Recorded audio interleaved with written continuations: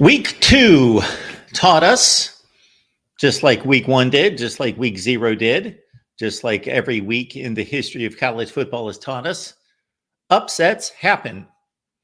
That's why, for the entirety of all the offseason, in which we go through predictions and prognostications from all sorts of people like myself and others, and a lot of people like to diagnose every team's schedule game by game by game by game. How many people have ever gotten that correct? 100% correct? No one, of course. How many people have gotten that 90% correct? No one. We project the games based on what we saw last season, based on the brand name, based on what we expect to happen, without giving any consideration to, oh, Georgia Tech could beat Florida State. Oh, Virginia Tech, the darlings, the chic pick in the ACC, they could lose to Vandy. And oh, Notre Dame, well, they're going to lose to, if they lose to anyone, it's got to be Texas A&M or Florida State or USC. Or I guess if there's a dark horse that's going to beat Notre Dame, it's going to be that game against Louisville. No, it was Northern Illinois. Yes, we are already into a ton of double-digit underdogs winning games already in the 2024 season. And it seems a bit crazy. It seems as though, parity has reached college football. But no, this is no different than any other season. I always get that response from a number of people when we get about 2 or 3 weeks deep into a college football season. And they say, Mark, have you ever seen anything this crazy before? Yeah, we saw it last year.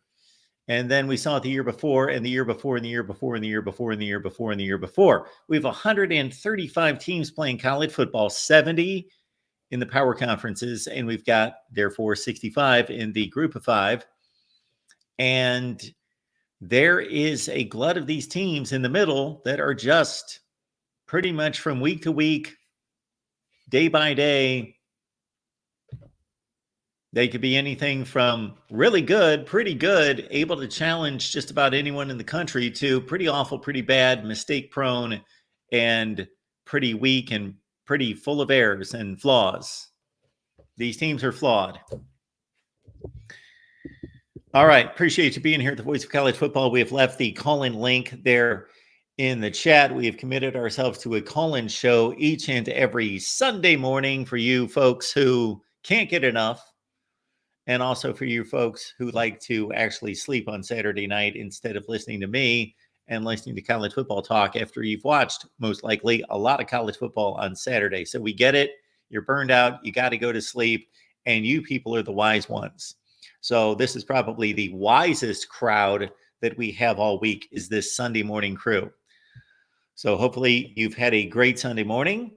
I typically, when you catch me at 10 a.m. Eastern time, Monday through Friday, that's pretty much the beginning of my day. I get up at 8 o'clock in the morning, Monday through Friday, because of the 10 o'clock show.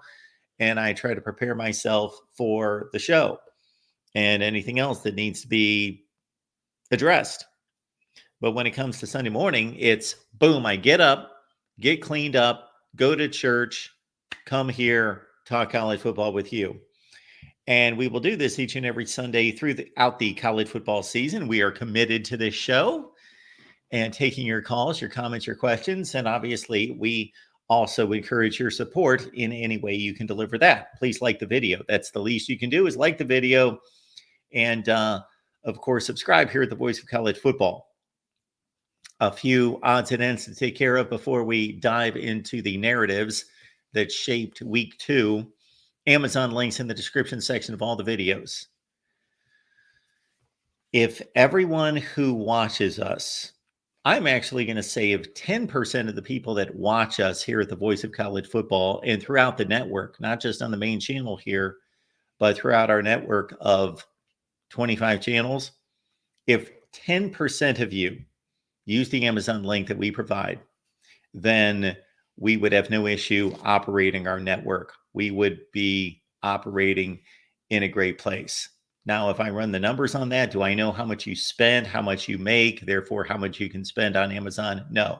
But it's just reasonable to think that based on the average income in America and the amount of money that's spent on Amazon, that yes, 10% of you use the Amazon link, then we would have no issue running our network. So please use the Amazon link. It's in the description section of this video and all the videos, and it's completely transparent to you. Amazon still tracks all of your history, your items, your shopping, your preferences. All of it's still tracked. That link instantaneously coincides with your account. So please use the Amazon link. Top 25 that actually makes sense is going to come out as soon as I can get to it. I've got a meeting after this live stream. And so we'll get to the top 25 that actually makes sense as soon as possible, sometime later in the afternoon today. College Football After Dark is, of course, the show that you, my friend, can be a host, a panelist on. That's our subscriber-led college football show, College Football After Dark, every Sunday at 10:30 Eastern. And so if you would like to be part of that, part of the panel, part of the discussion, please join us here at the Voice of College Football and make yourself a channel member. Speaking of which, of course, we've got our VOCF bets, in which I got to say I had arguably the worst week I've ever had. It's probably not the worst week. I'll have to total up the numbers, and they are brutal. But we've got Steve Merrill with his under the radar selection, which he nailed it again on Saturday. He's 23-5 against the spread. Crazy. So that's a bargain in and of itself for the $99 per month for the betting tier VOCF bets. My picks are icing on the cake, as well as Steve Dace's and Matt Zemek's. And then we'd also like to make a programming announcement that was just announced. Well, I'm just announcing it now. I just discovered it just here in the last couple of minutes. The text just came to me before I came on that the Clemson Live show is going to be moved from Fridays to Wednesday nights, 8 p.m. Eastern time on the Clemson channel. Comments. What do we got? Anything out there? Anything out there? Mark, I think I speak for most Michigan fans, don't put them in the top 25. Well, I don't believe they've earned a top 25 ranking.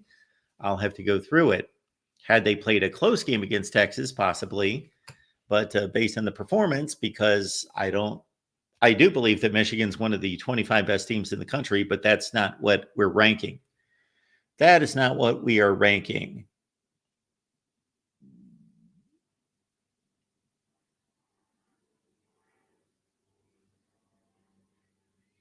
And yes, Maryland did surprise me with the loss against Michigan State on Saturday. Okay, let's get to the scores and go to the many narratives from this weekend.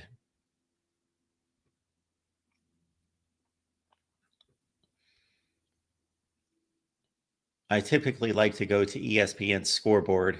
The font's bigger. It's easier to read. However, ESPN has been throwing up this ridiculous AT&T blocker that is driving me nuts every time I go to their college football scoreboard.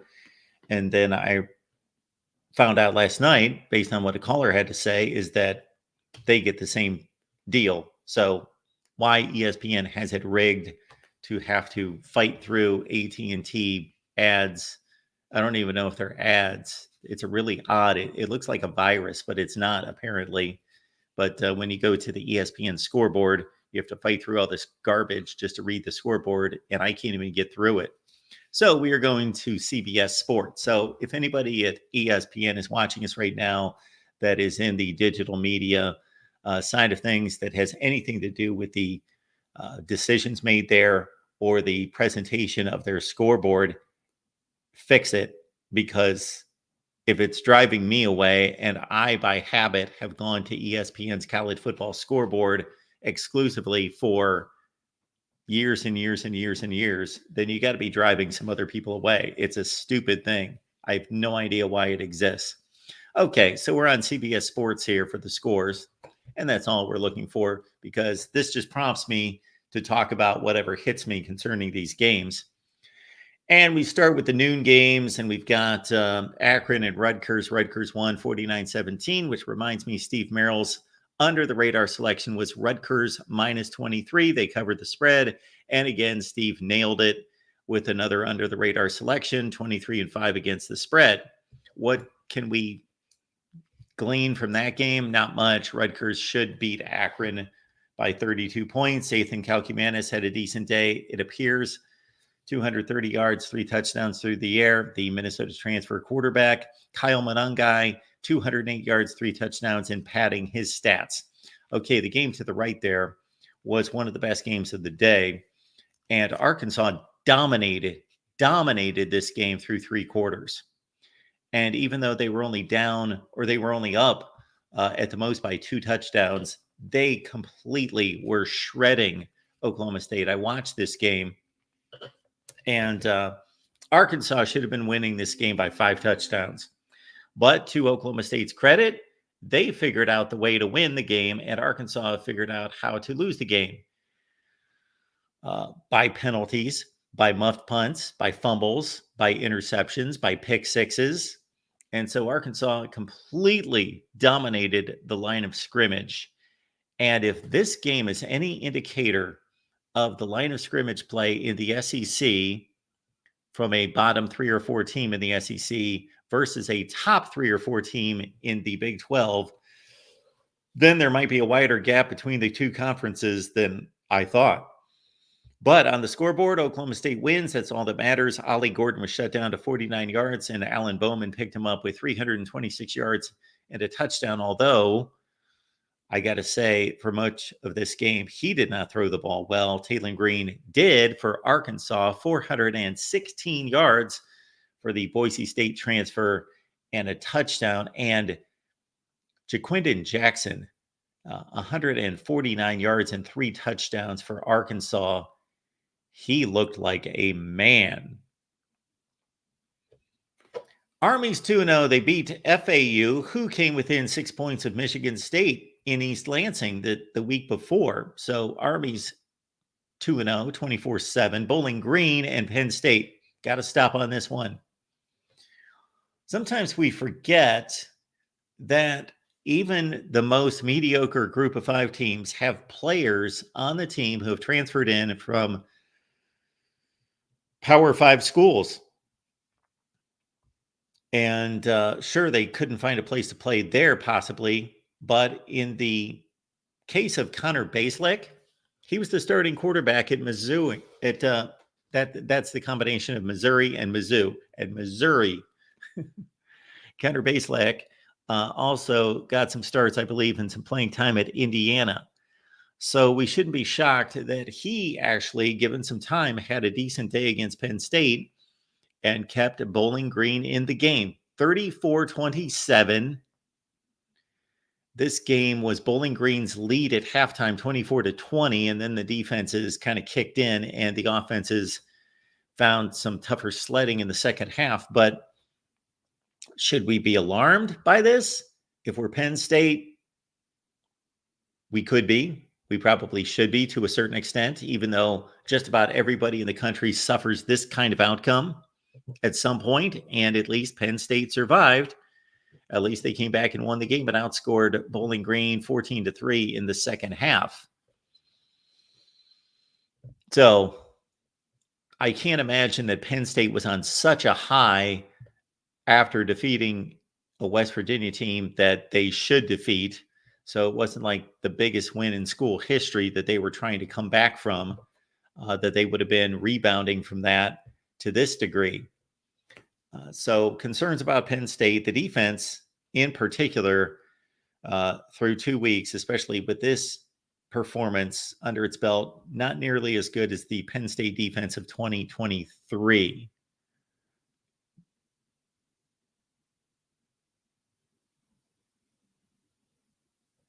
Big days I see out of Nate Singleton, 119 yards and a touchdown for Penn State, and the tight end Tyler Warren, 8 receptions for $146. All right. We were asked about Kyle McCord last night, who ripped up Georgia Tech as Syracuse moved to 2-0. 381 yards, 34-46 through the air, 4 touchdowns for Kyle McCord. 2 touchdowns each to his 2 wide receivers. And it's going to be interesting to track Syracuse to see if they're actually a factor in the ACC, because there appear to be no dominant teams in the ACC unless Miami is one of those teams. Miami is the only team that has shown us through 2 weeks that they have the potential to be dominant. They have the potential to be a team that can emerge from the ACC and give somebody problems in the CFP. Through 2 weeks, could that team be Clemson? Could that team be somebody else? Well, if it's not Miami and it's not Clemson, I really don't know who else it would be. Kansas State got down by 10 points in the first half against Tulane. Of course, they lost to Tulane 2 years ago during their Big 12 championship season. And Kansas State won this game on the road to move to 2-0. Avery Johnson, running and passing. Also, their running back Giddens is a really good player, quick player. Kind of in the mode of their number 22. His name escapes me right now. Number 22 for Kansas State, who went and was drafted by the Dallas Cowboys. I don't know if he's still there. Shoot, why can't I remember his name? Then we've got UConn beat Merrimack, wherever they're located. Then we've got Pitt came back in the fourth quarter to defeat Cincinnati. Cincinnati jumped all over Pitt early. And I got to say, I checked in on this game a couple times, and Cincinnati was in control, and I never really gave Pitt much. I didn't think much about it, but I was a little bit surprised that they came back and won the ball game. Pitt had a remarkably awful season, as did Cincinnati last year, but it was more understandable with Cincinnati and a new head coach in a new conference having to step up in weight class. But Pitt was awful last year, but Eli Holstein, the Alabama transfer, had a nice game against Cincy, 302 through the air, 3 touchdowns. And so we got Pitt, a winner, and the Panthers are now 2-0. I don't know if they're going to be a factor in the ACC, but again, as the top of the ACC seems to have been dragged down, that's probably going to make for a more exciting conference championship race.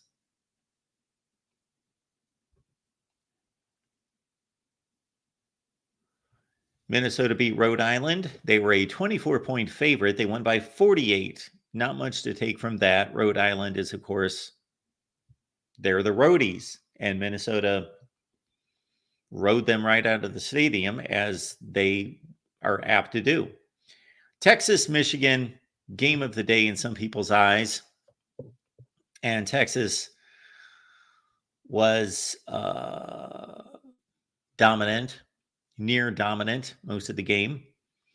They actually had about a 370 to 150 yardage advantage through 3 quarters. And so Michigan's got to go back to the drawing board and figure out what kind of offense that they're going to want to run and what their identity is. I think they're forced into an identity regardless of what quarterback they choose. And the forced identity is run game, play action pass with Davis Warren, or run game, quarterback run with Alex Orji.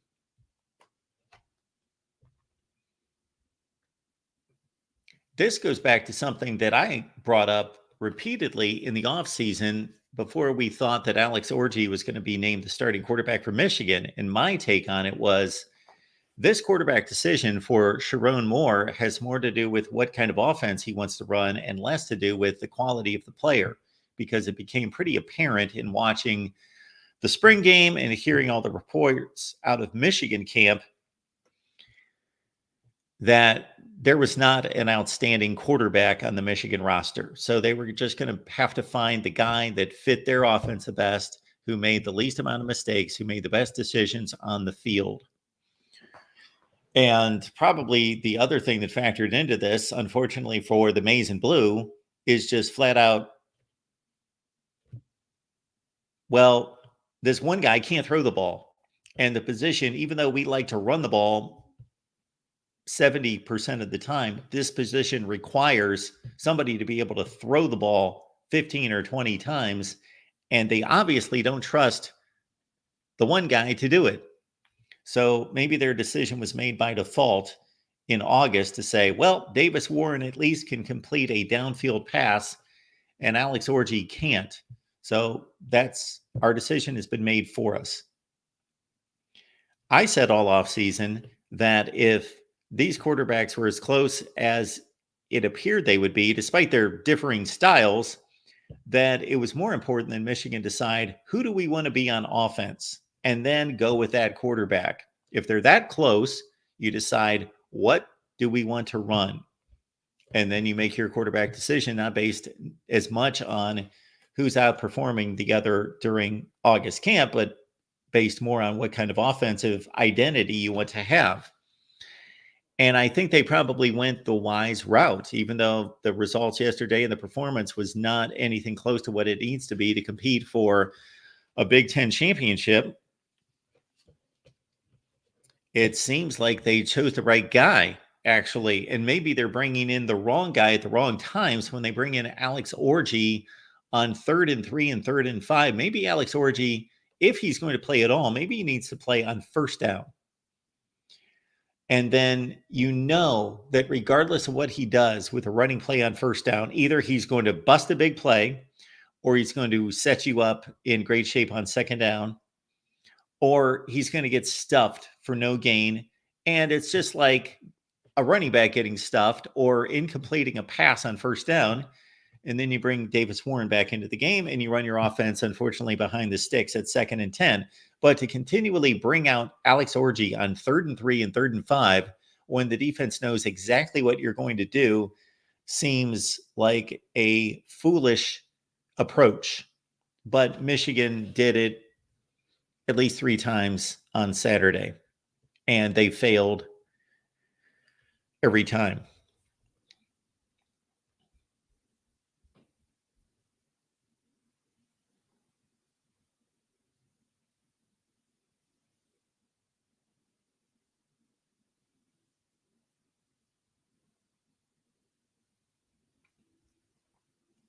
All right. So the conversation and the discussion and the debate concerning Jalen Milroe and Alex Orji, and I'll blame myself to a certain extent because I thought, okay, when we were way back at the end of the 2023 Michigan championship season, when it became apparent J.J. McCarthy is headed to the NFL draft, of course, what is Michigan going to do for its quarterback this season? My thought was, well, if they're considering Alex Orji and he's the one getting playing time, even though they don't let him throw the ball, he's the one guy that they look to step on the field to make big plays as a changeup. Well, if he's being considered seriously as a quarterback candidate, a legitimate QB1, then maybe he's Jalen Milroe because he's got the same body type. He's got the same running skills. He's got, I would not be able to tell you who's faster, who's more elusive. They seem to be fairly comparable when it comes to running skills. You got Milroe, you got Orji. Neither one of them is Lamar Jackson or Michael Vick or Vince Young. They are not to that degree, but they are way, way, way, way over the median threshold of mobility. They are near the top of the sport currently in quarterback mobility. However, we have seen, and we knew it early last season, that Jalen Milroe was a downfield thrower. We heard that. We saw it.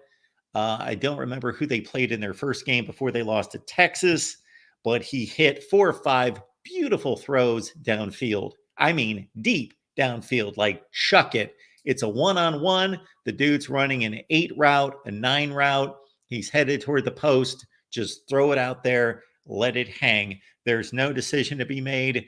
We've isolated this guy. That's where we're going. Got a fairly clean pocket. Boom, chuck it. That Jalen Milroe not only has the arm strength, because that's brought up considerably when talking about Milroe and now Orji, and a couple years ago, Joe Milton, when he was vying for a starting job and won the starting job in 2020 at Michigan and then moved to Tennessee and was the quarterback for a 9-4 football team last year, which I would have never guessed, but that Joe Milton could throw the ball through a brick wall. But Jalen Milroe can actually throw the deep ball on time, on target. So it's not just you can throw the ball 70 yards. Therefore, this is a skill set. Sure, it's a skill set if you want to win a punt, pass, and kick competition. But Jalen Milroe is actually accurate downfield. And that's what was astonishing about his skill set last year that he proved over and over again, is that it wasn't just, okay, this dude can throw the ball 75 yards. It was that he can throw the ball 75 yards or 40 yards or 35 or 52, whatever is needed on that play. He's going to throw it that exact yardage because he's deadly when it comes to throwing the deep ball. Alex Orji, we just understand that he has roughly as strong an arm as Jalen Milroe, but I highly doubt as to whether he can throw the deep ball with the accuracy that Jalen Milroe can. So to make this comparison at this point is, I don't think, too wise, although I just can't imagine that Alex Orji has the potential to be Jalen Milroe and he's sitting on the bench after what? This would be his third season, fourth season. Think of it this way, however. We did see Kirby Smart plaster Justin Fields on the bench at Georgia when it was clearly discovered after Justin Fields transferred to Ohio State that Justin Fields should have been the starting quarterback at Georgia. I didn't know that at the time. Jake Fromm was a game manager, good quarterback, who actually early in his career appeared to be the man. Look at the game that he turned in the college football playoff at the Rose Bowl against Oklahoma. And then if Tua Tagovailoa doesn't come off the bench and do what he did, and Nick Saban doesn't make the decision and the wise decision, and that's what great leaders do, knew when to pull the trigger on Jalen Hurts, when to put into Alabama won the national championship. Jake Fromm would be a national championship quarterback. Jake Fromm did not lose that game. He didn't go out there and take it by the horns and win the game, but Jake Fromm did not lose the game. So there was a time in which Jake Fromm appeared to be a fairly close to top-level quarterback in college football. However, Georgia at the same time had Justin Fields sitting on the bench, and they would bring him into games, and what would they do? They wouldn't let him throw the ball. He did not throw the ball. If he threw it, he threw a bubble screen. That's what he did. And guess what we found out? What we found out was that Justin Fields went to Ohio State and became arguably the best quarterback in the country. Is that Alex Orji? Probably not. But I'm just saying we've not gotten to see Alex Orji attempt to throw the ball downfield in games. We did during the spring game, and my recollection was it was a bit scattershot and sporadic and too inconsistent. So unfortunately for Michigan, it appears as though their quarterback decision was based on who was worse, not who won the job, but who was clearly incapable of quarterbacking a football team in the Big Ten. Therefore, they were forced into that decision. Michigan should have went to the transfer portal. Michigan should have went to the transfer portal. And I might be wrong about this one after yesterday's performance, but we will wait and see. It was my thought into August, even before we saw anybody play, that Michigan should have gone to the transfer portal and that Clemson should have gone to the transfer portal. And there were plenty of good quarterbacks out there for Michigan and Clemson to take who are much, much better than who they have. Now, Cade Klubnik did throw 19 touchdowns and 9 picks last year, and he must have thrown about 500 touchdowns yesterday because Clemson scored like 66 points. And I assume Cade Klubnik had a good game against App State. Now, that is certainly not an epiphany or a breakthrough for Cade Klubnik against App State. He's going to have to prove it against a good defense. They don't play Miami this year. They've got Florida State and some others, of course.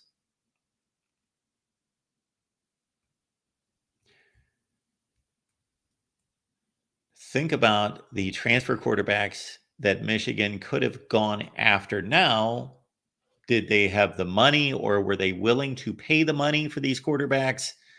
Do they have the style of offense that many of these quarterbacks would have wanted to play at Michigan? Maybe not. But I will start with the name that the Rod Farva has thrown out, Cam Ward. Cam Ward, KJ Jefferson, Will Rogers, Dylan Gabriel, Ethan Kalkumanis, Brock Vandegrift.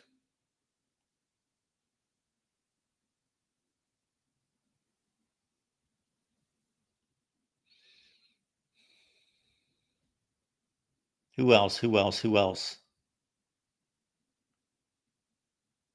Grayson McCall, Will Howard. Those are the guys that come to mind first and foremost in the transfer portal. Did I say KJ Jefferson?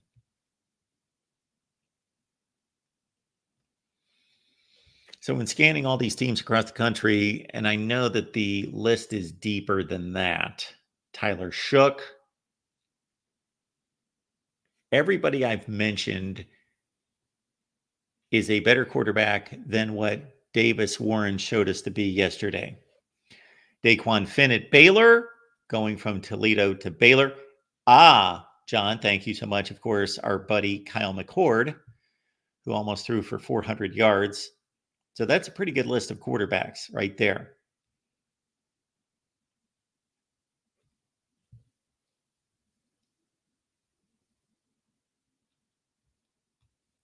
DJ Uiagalelei, which seems like a joke right now because Florida State's 0-2, but is DJ Uiagalelei better than Davis Warren?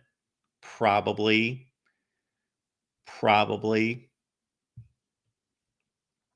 Not by a whole lot. I'm not suggesting that Michigan fans, you would want DJ. Malik Murphy, yes, at Duke. A physical specimen, a freak athlete. And Malachi Nelson, thank you, who left, obviously, USC and went to Boise State, did not win the job. Taylon Green, look at what he did yesterday at Arkansas, 416 yards against Oklahoma State. Taylon Green leaving Boise State to go to Arkansas.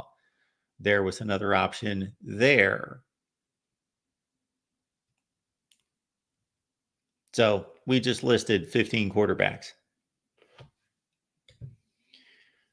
All right. So Michigan and Texas, I really don't, in theory, I don't have much of a different impression of these two teams as I did going into the game, which seems a bit ridiculous because I did stick to my guns and I picked Michigan to win the game. I just simply wanted to see at what point is Michigan not going to be the team that they have been for the last 3 years? And they basically aren't. Yes, Tyler Van Dyke leaving Miami, going to Wisconsin.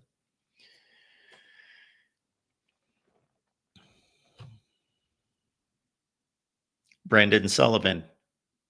You would rather have Brendan Sullivan quarterbacking your team, most likely, than Davis Warren. Brendan Sullivan has completed 69% passes in the Big Ten in 200 attempts.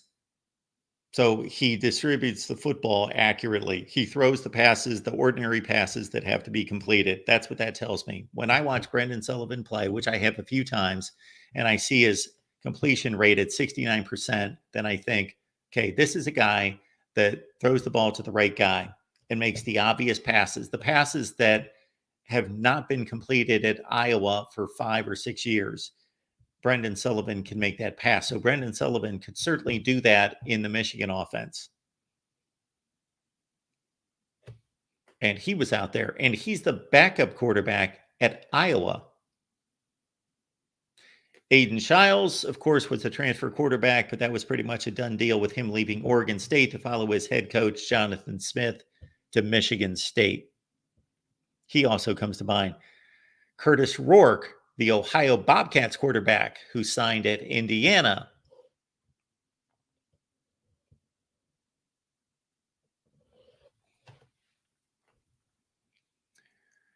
The Amazon links in the description section of all the videos. When you shop on Amazon, please use the link that we provide. And for those of you who love to throw a buck or two on the games, Steve Merrill's under the radar selection is an exclusive right here at the Voice of College Football. He's 23-5 against the spread. He's 2-0 this season. Pitt minus 24 2 weeks ago, and this past weekend, Rutgers minus 23 over Akron. So Steve has nailed 2 more this year. It's a remarkable run of 23-5 against the spread, and you can get that benefit by just listening and doing this. College football is even more exciting with some action on the line, and the games are even better when you're cashing in. And the Voice of College Football is the place to be to get the greatest value. Let's start with my picks. 75% against the money line, 58% against the spread. I've got a 40-year track record. In fact, in 2023, at $100 played per game, you would have netted over $9,300. And guess what? I'm just the warm-up act.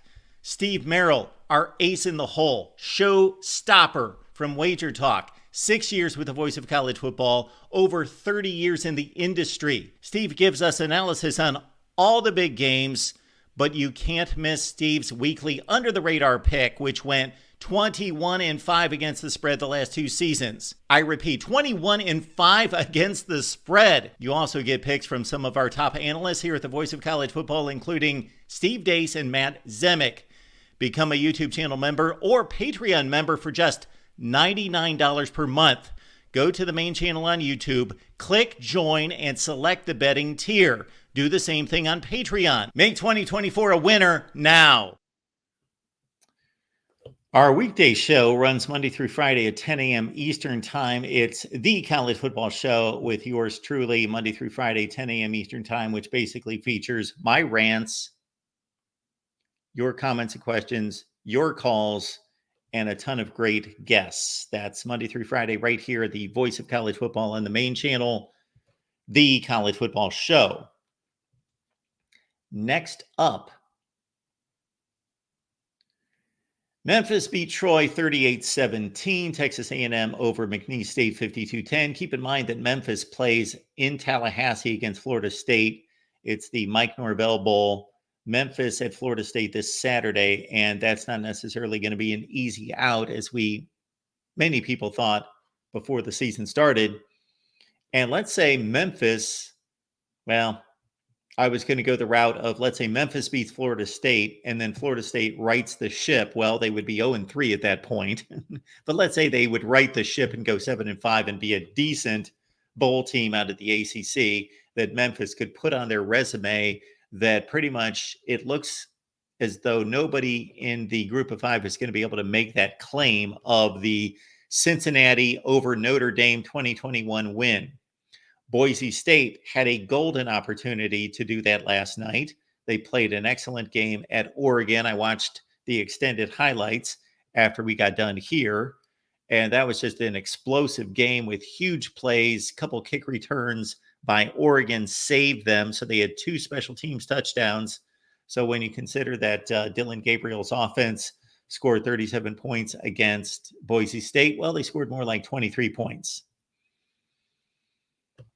Because, again, 2 kick returns, 4 touchdowns by Oregon. And I think that the replay crew on the Oregon game was either blind and incompetent, or they knowingly allowed a touchdown for Oregon. Did you see this? Go back and watch I think it was in either a punt or a kickoff return for Oregon. And the player dropped the ball before he crossed the goal line. I'll have to go back and see what player that was. He dropped the football. He didn't unintentionally drop the football. He was showboating, and he was going to do those, I'm barely going to cross the goal line and be cool and drop the ball on the ground. He dropped it before he got to the goal line. I am almost convinced of this. And they reviewed it, and they still gave Oregon the touchdown. Did anybody see this last night? I would play this stuff, but we get hit with copyrights. If we could do a show on here where we could support the show through sponsorships and otherwise, then we would show highlights on here and just dissect the games and say, screw YouTube.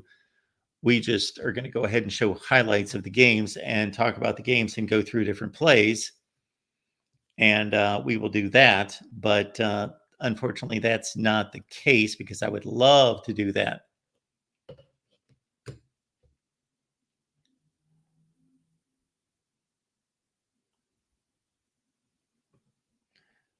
Texas A&M defeated McNeese State 52-10. Ball State 42, Missouri State 34. Georgia, of course, all over Tennessee Tech 48-3. Georgia plays Kentucky, I believe, this week. Yes, I believe. We've got UNLV over Utah Tech 72-14. Barry Odom's team is 2-0. Kent State loses to St. Francis of Pennsylvania at Dick's Stadium 23-17. Utah in a non-conference game, because the game was already scheduled when Utah joined the Big 12 from the Pac-12. And so this is scheduled as a non-conference game, and Utah took a big lead early. And then, unfortunately for me, I picked Utah to cover the spread of 14.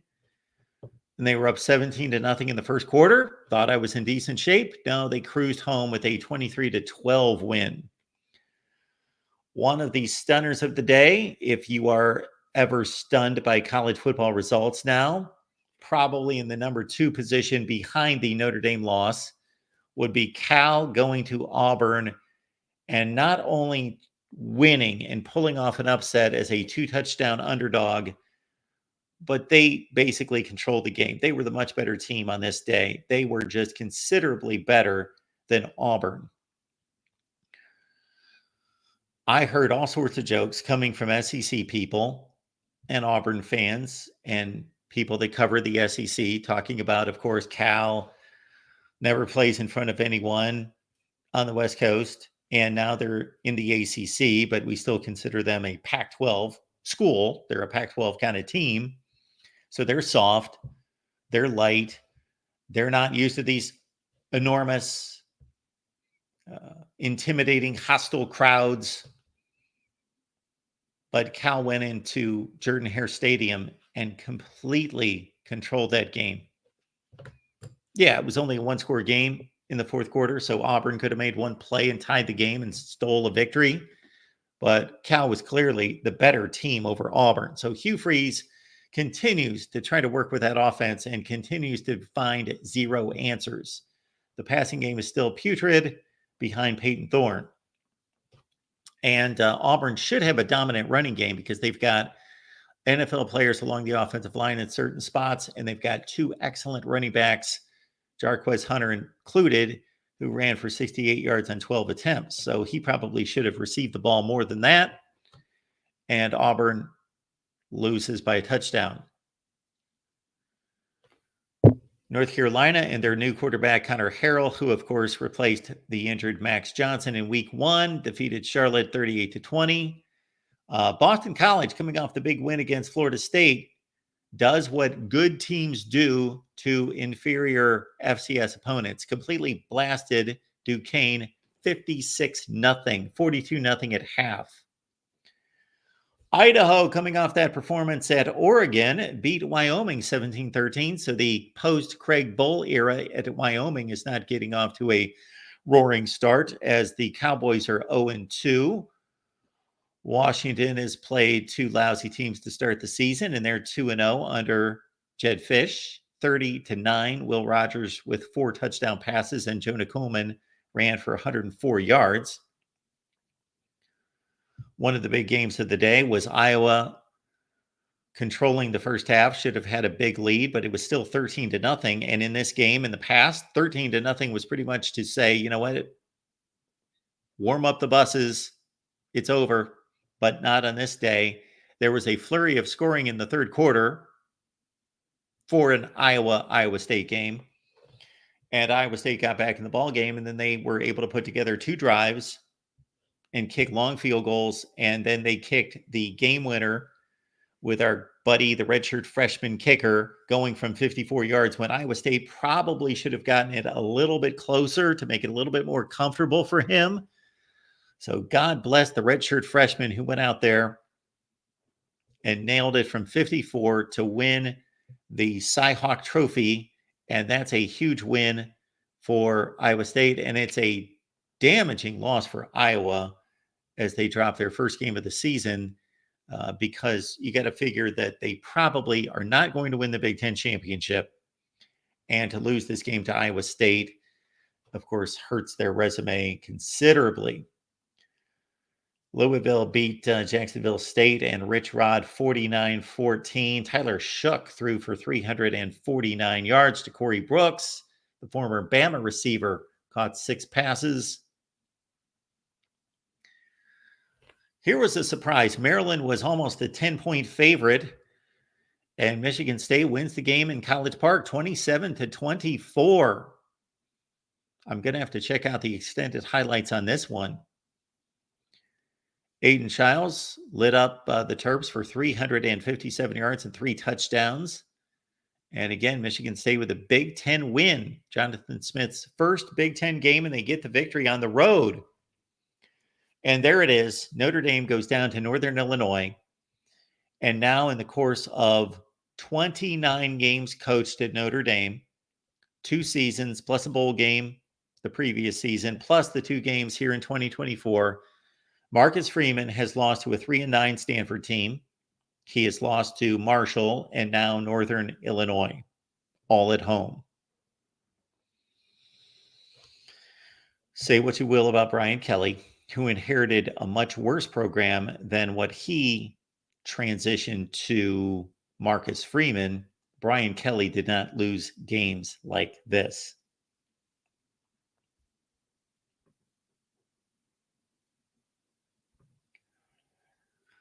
I have no idea what happened in Lexington. South Carolina barely struggled past the Monarchs of Old Dominion the week before, 23-19, and South Carolina looked like a dead football team.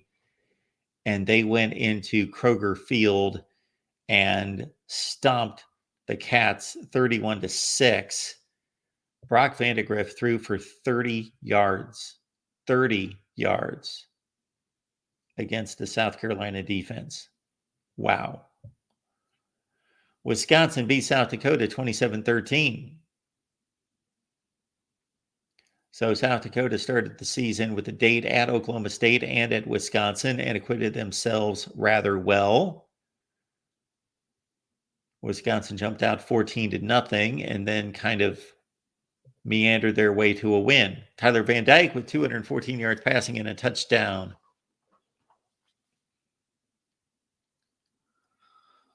We've got Navy at 2-0. They beat Temple 38-11. Toledo, always a contender in the MAC with Jason Candle on the sidelines, defeated UMass 38-23. Texas State and Texas San Antonio. Texas San Antonio, of course, in elevating to the American Conference and being a factor in the conference race last year, has been one of the emerging group of fives. Jeff Traylor, one of the most respected coaches on that level of football, and they were annihilated at Bobcat Stadium, 49-10. Talk about annihilations. It is the weekly Ole Miss annihilation, and this will probably continue 2 more weeks. They defeated Middle Tennessee 52-3. Jackson Dart is piling up stats, 377 through the air, although he only threw 1 touchdown, as Ole Miss has now outscored 2 opponents 128-3. A lot of people liked the upset with Marshall going to Blacksburg, but the Hokies bounced back from the loss against Vandy and won 31-14. Kyron Drones threw for 130 yards and a touchdown. And Virginia Tech will now step into ACC play. They've got a date the final weekend of September against Miami at Hard Rock on a Friday night. West Virginia defeated Jared Verse's alma mater 49-14. C.J. Donaldson, who is the number 1 back in a really good West Virginia running back room, ran for 125 yards, as it was much easier to run against the Albany football team than it was against Penn State. Garrett Green, 236 yards and 3 touchdowns for the Mountaineers. We've got FIU with a win against Central Michigan, 52-16. Joey Labus, the former Iowa quarterback, threw for 151 and 2 touchdowns. Old Dominion. Well, if you love the transitive property, this means that East Carolina could defeat South Carolina, because ODU lost to South Carolina by 4. They lost to East Carolina by 6. And the Pirates, trying to bounce back from that 3-9 season last year, they are now 2-0. Miami took a week off to bludgeon Florida A&M 56-9. Cam Ward, coming off a 385-yard performance against Florida, put up another 304 and 3 touchdowns against the Rattlers. James Madison, what are they up to this year? Well, they are off to a 2-0 start, even though they only put up 13 points against Gardner-Webb. JMU at 13-6. The Bobcats of Ohio lost to Syracuse in week 1. They turn around and they defeat South Alabama 27-20. We've got Mizzou with another big win, as Mizzou has not given up a point this year. They've outscored their 2 opponents 89-0. Brady Cook threw for 228 yards. Theo Weiss caught 13 passes in that game. Stanford almost beat TCU in week 1. They did defeat Cal Poly 41-7. Ashton Daniels, their fine mobile quarterback, threw for 221 yards and 2 touchdowns. Western Kentucky was awfully glad they didn't have to play Alabama this week. So they go from 63-0 loser to 31-0 winner. TJ Finley, former Auburn quarterback, threw for 351 and a touch in that game. Nevada loses against Georgia Southern 20-17. And we've got one of the biggest games of the day and a surprise to some, as Kansas went on the road as a 4 or 5 point favorite against Illinois. And the Illini came back for the win in this one, 23-17, as they scored 10 points in the 4th quarter, had a pick 6 involved. Luke Altmaier, 192 yards. But look at that Illinois defense holding Jalen Daniels to 141 yards through the air and 2 touchdowns. And I'm guessing that this was a game that Illinois controlled the time of possession. Colorado State enjoyed not having to play Texas this week when they lost 52-0. They beat Northern Colorado 38-17. Florida.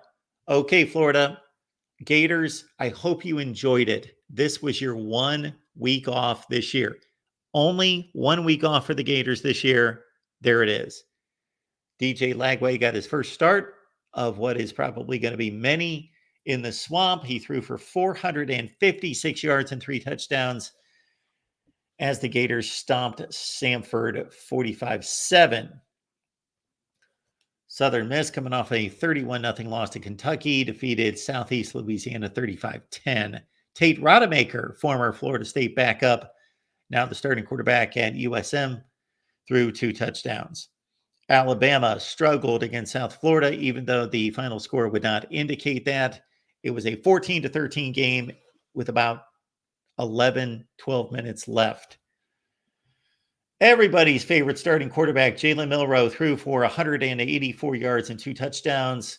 Jam Miller had a big day. Ryan Williams,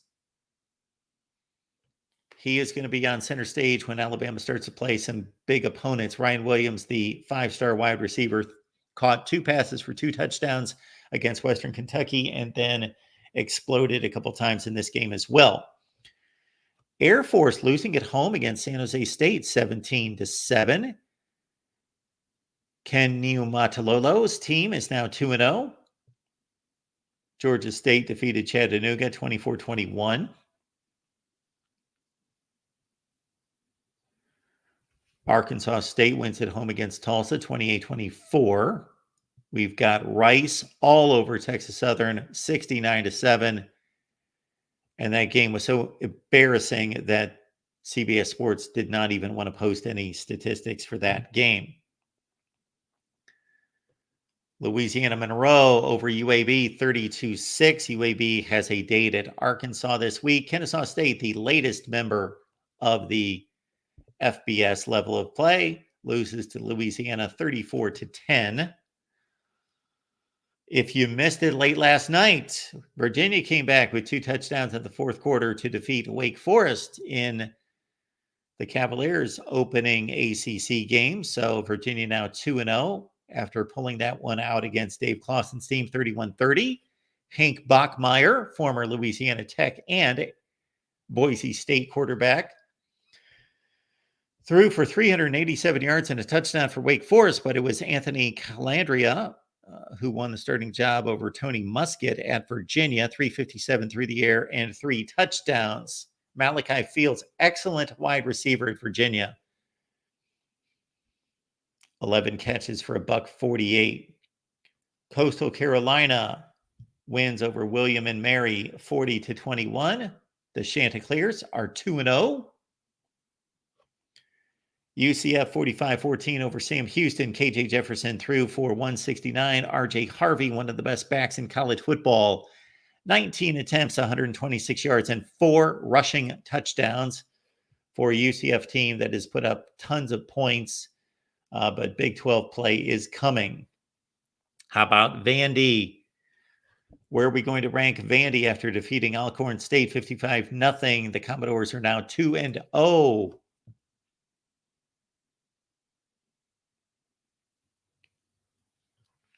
One of the biggest games and biggest results of the day, Nebraska thumped Colorado 28-10, a score that is not nearly indicative of the dominance displayed by Nebraska. I produced a video previewing this game and started off by saying Colorado finesse against Nebraska muscle. And Nebraska muscle was certainly way more important in this one. And Nebraska finesse even out-finessed Colorado, as the trench play was heavily in the Huskers' favor. And Nebraska running backs and wide receivers would get the ball in their hands and just throw shoulders into Colorado defenders and just drive them like 18 yards down the field. Good sign for the Huskers. LSU defeated Nicholls State 44-21. We got North Texas defeating Stephen F. Austin 35-20. Tennessee, one of the most impressive performances on the day, blasted NC State 51-10. Now, I'm not going to try to pass NC State as a great football team, but I'm pretty sure that NC State is something close to what they've been in the past, which under Dave Doran means that they're an 8-4 ACC team. They're a decent team, and Tennessee annihilated them. Yes, what you see on the scoreboard, 51-10, yeah, that is how bad Tennessee won this football game. Tennessee has Nico Iamaleava at quarterback. He's dynamic. They've got a running back in Dylan Sampson, who is one of the best in college football. They've got an offensive line that is excellent. They go 4 deep at wide receiver. Their tight end's good. The defense might be led by, well, the defense is led by the guy that might be the number 1 pick in the NFL draft, James Pierce. If Tennessee's secondary can overcome inexperience and because of that inexperience, no proven production, then Tennessee should be headed to the college football playoff. Ohio State defeats Western Michigan 56-0. Jeremiah Smith with some more jaw-dropping plays in that one. And Quinshon Judkins had a huge day. Only 9 carries, 108 yards, and 2 touchdowns. Oklahoma looked terrible on offense against Houston. Oklahoma was close to losing this game. They pulled it out in the fourth quarter, 16-12. They basically held off Houston 16-12. So Houston was in position, crossing the 50-yard line a few times in this game to make this really interesting and force Oklahoma to have to score a game-winning touchdown. But the Sooners survive 16-12. Jackson Arnold needs to improve, clearly. Maybe the most important offensive performance of the day for that particular team, not in terms of a national evaluation, but in regards to that team finding itself, finding some confidence, would be, yes, Clemson putting up 56 points in the first half. 56. They called off the Dogs in the second half and still defeated App State 66-20. Cade Klubnik, this had to feel good. 5 touchdown passes. Phil Maffa, before he hit the bench, 118 yards on just 10 carries. And Bryant Wesco, who is the future at wide receiver for Clemson, most likely, 3 catches for $130 and a touchdown as well. So Clemson needed that on the offensive side. TCU defeated LIU 45-0. So Sonny Dykes' crew is 2-0. We've got UTEP with a win. No, UTEP lost to Southern Utah at home 27-24. There's the game we were talking about. Oregon defeats Boise State 37-34. Check out the kick return by Oregon. And I don't know who it was. I knew at the time when I watched it, it was a player that's fairly well known, a player that I know, but I don't remember who it was. Dropped the ball at the half-yard line. And it should have been called a non-touchdown. It should have been a touchback, I guess. I don't know who picked up the ball. Anyway, Oregon survives for a second straight week. Arizona survives. They were down 10-6 at halftime to Northern Arizona.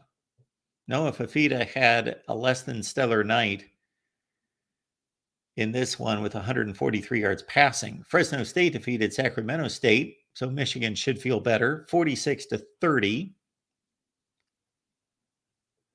Washington State all over Texas Tech, 37-16 in a game that I would have guessed would have come down to the wire.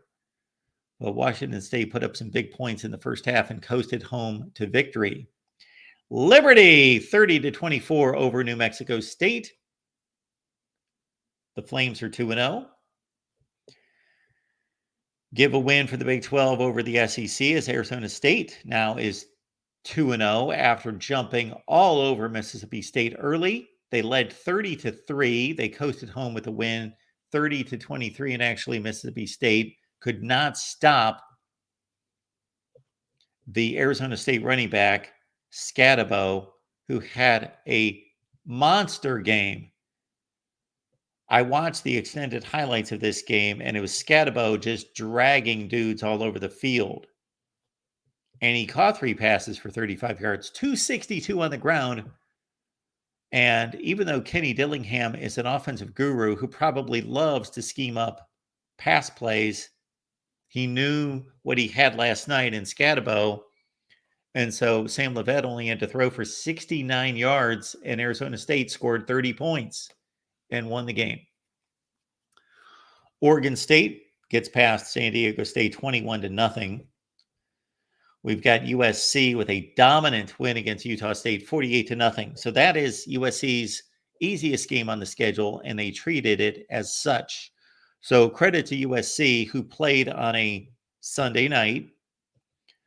So they had a shorter week than Utah State. They had a much shorter week. And they stomped them.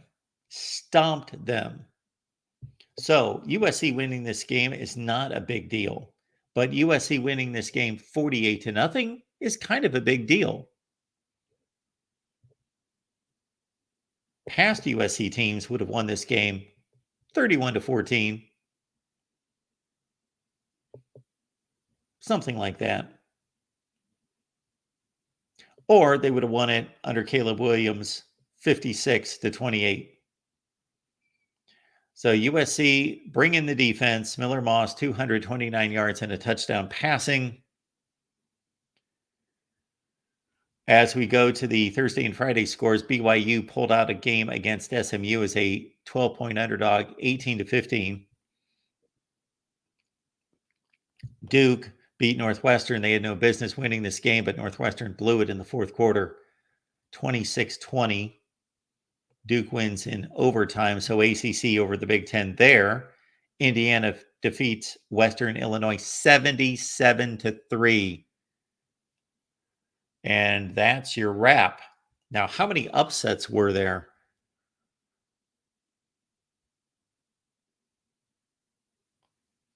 BYU was an 11 or 12-point underdog. So BYU over SMU, double-digit underdog wins.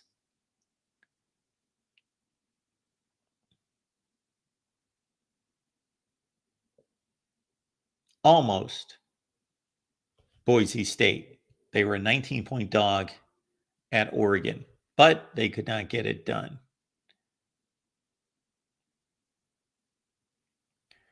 Houston was a 27-point underdog against Oklahoma. Almost got it done. 27-point dog, only lose by 4.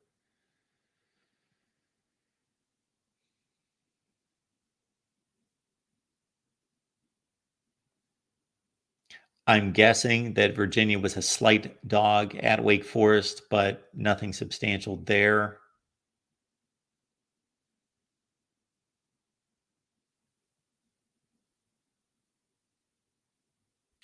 I'm guessing San Jose State was a slight dog at Air Force, and they won by 10. So we're still at one upset.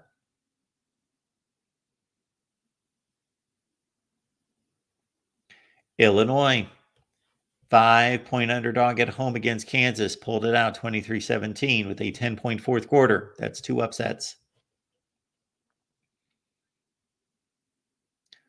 2 major conference upsets.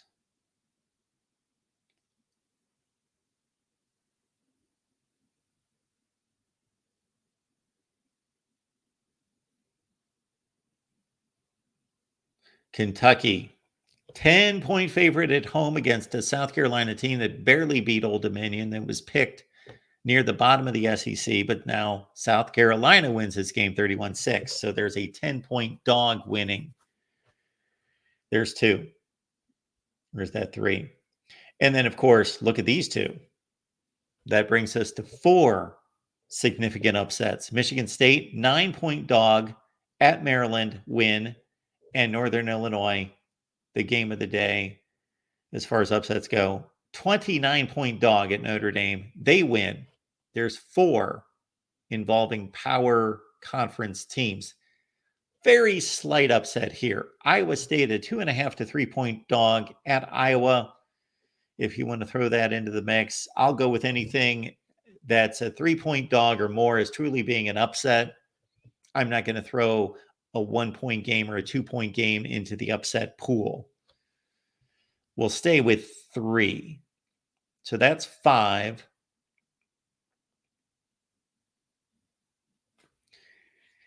We've got another one on the Plains. Cal was a 13 or 14-point dog against Auburn, and they won the game outright. So there's 6 upsets, and most of them pretty substantial point spreads.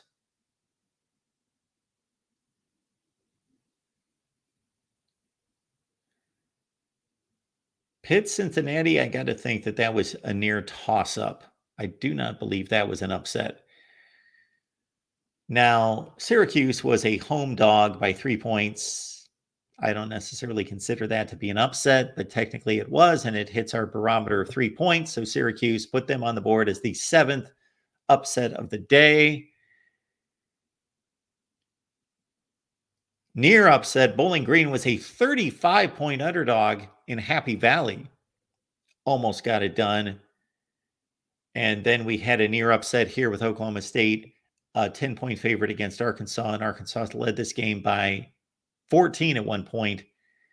They actually should have gone up 21-0. There was a sequence in this game late in the second quarter in which Taylor Green made a remarkable play. He dodged about 14 dudes, and he scrambled to his left, and he hurled a pass to the end zone that was a dart on the money, and the wide receiver actually was calling for the ball as Taylor Green was scrambling around. He calls for the ball. It hits him right in the helmet, right through the hands. That would have made it 21-0 Arkansas. On the very next play, Taylor Green well underthrew a player that was wide open on a crossing route, and the ball was undercut for a pick 6 by Cale Smith. That turned the game around right there. And 21-0 Arkansas turned into 14-7, and Oklahoma State came back and won as a 10-point favorite. So 7 upsets, folks. There we go. We do appreciate y'all being here at the Voice of College Football. And keep in mind, as you see on the screen right there, we've got our Monday through Friday show, the College Football Show with me. It's my rants and takes. It's your comments and questions. It's your calls. And it's the best guests that we can find to talk college football each and every day with you. And since we've got results, we've got plenty to talk about. So thank you so much for being here at the Voice of College Football. I've done my due diligence. Nobody wanted to talk to me today, but that's fine. I will just ramble on for an hour and 15 minutes. So our intent on these shows is to supplement what we do on Saturday night for those people that just can't get enough. And when you only get 3 hours post game with us on Saturday night, that you show up, boom, on Sunday morning, or for you folks who actually like to go to bed on Saturday night, and those of you who actually like to go to bed, get a decent night's sleep, and then you can join us on Sunday. I believe we do have a super chat. My apologies of missing this initially. Eric, thank you so much for this. Michigan is seeing Jim uncertain offseason last 3 years. Buried lead no one wants to talk about. Stoops is in trouble at Kentucky. Not a good return on investment at $8 million per year. Okay. All right. So basically, I believe that Eric is telling us that Jim Harbaugh's flirtation with the NFL every offseason has finally caught up with Michigan in regards to not getting the type players in recruiting and not having the level of recruiting classes that they should have. That's my guess. That's something we've talked about quite a bit here. So Michigan fans don't want to talk about that, apparently. Now, in terms of Mark Stoops, he's done a great job at Kentucky. But he even made the comment repeatedly at SEC Media Days this summer that they're happy. They are proud of what they've accomplished in lifting this program from a joke, Phillips, a joke, to a respected program, a 7-5, 8-4 program. He didn't say that. He didn't put the records out there, but I will. That's what they are. They've had 2 seasons where they went 10-3. But other than that, it's a lot of 7-6, 8-5 for Kentucky over the last 7 years. So great job, Mark Stoops. You got it to this point. However, you are sitting at that level. You are just stagnating. And he admits it's got to get better. They have to be better. That's not good enough.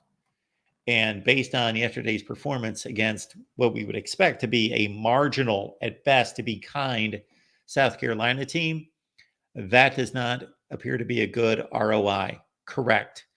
I will say this as well, that while 7 or 8 years ago, to get a Mark Stoops and to have him come in and elevate this program to 7-5, 8-4, Citrus Bowl, Outback Bowl kind of status was a big deal and a great accomplishment. However, I do think that the program, based on what they're willing to do in NIL, based on the resources that they have and are willing to put into the football program to be competitive in the SEC, I believe that Kentucky's at a point that they are not the Kentucky of 10 years ago. And thanks be to Mark Stoops. But if he can't elevate them and break through further, if he can't break through this level to the next level, which I would consider to be a Tennessee level,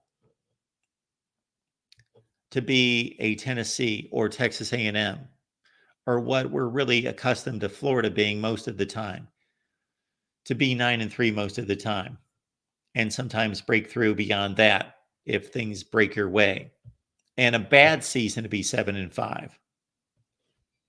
If he can't elevate them to that degree, then you're right. The ROI no longer matches the job performance. And I believe, again, thanks to Mark Stoops, and they can thank him walking out the door as they open the door for him, say, we appreciate you getting us to this point, but we are now at a point where we can get a legitimate coach to come here. I don't know who that is. I don't know if we're talking about Matt Campbell or Jason Candle or pick your coach.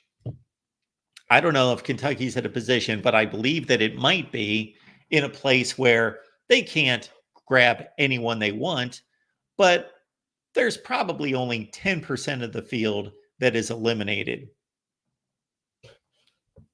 And they could go out and legitimately negotiate with 90% of the candidates out there. And do I think this is going to happen? No, because I think Kentucky has an easy enough schedule with Vandy, with other teams in the SEC. Mississippi State, I believe they're still on the schedule. But I've looked at the schedule, and they should be able to navigate a 7-5 season, most likely. Even if Mark Stoops go 5-7, they're not going to fire Mark Stoops off of one bad season. So this is not going to happen, especially with his newly constructed contract, that the buyout would be horrendous. But should it happen? Should Kentucky make a play that Wisconsin made on Paul Chryst, who was piling up 8-4, piling up better seasons than the Mark Stoops, and say, you know what, we appreciate what you're doing and you're a good coach and we're okay, but okay is not good enough. So Wisconsin said, pull the plug on Paul Chryst. After a 9-4 season, Paul Chryst got fired after 9-4. And Wisconsin said, that's not good enough. We're not going to be able to compete in the new Big Ten with this kind of recruiting, with this kind of leadership. So we are going for what we believe to be a better coach. We're breaking through to another level. And maybe that's what Kentucky needs to do. Thank you so much for the comment, Eric.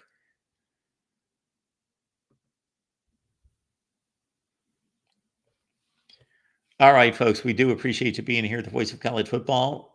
My next date with all of you will be Monday at 10 a.m. Eastern Time. We also have the College Football After Dark show coming up tonight. That's at 10:30 Eastern. And as I announced at the beginning of the show,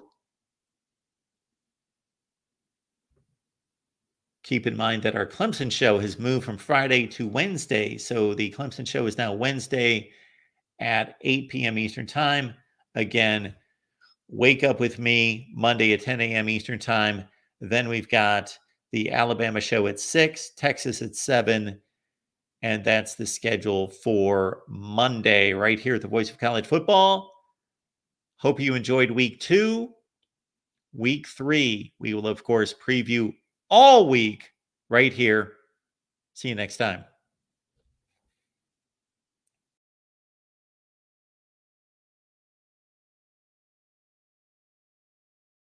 College football is even more exciting with some action on the line. And the games are even better when you're cashing in. And the Voice of College Football is the place to be to get the greatest value. Let's start with my picks. 75% against the money line, 58% against the spread. I've got a 40-year track record. In fact, in 2023, at $100 played per game, you would have netted over $9,300. And guess what? I'm just the warm-up act. Steve Merrill, our ace in the hole, show stopper from Wager Talk. 6 years with the Voice of College Football, over 30 years in the industry. Steve gives us analysis on all the big games, but you can't miss Steve's weekly under-the-radar pick, which went 21-5 against the spread the last 2 seasons. I repeat, 21-5 against the spread. You also get picks from some of our top analysts here at the Voice of College Football, including Steve Dace and Matt Zemek. Become a YouTube channel member or Patreon member for just $99 per month. Go to the main channel on YouTube, click join, and select the betting tier. Do the same thing on Patreon. Make 2024 a winner now.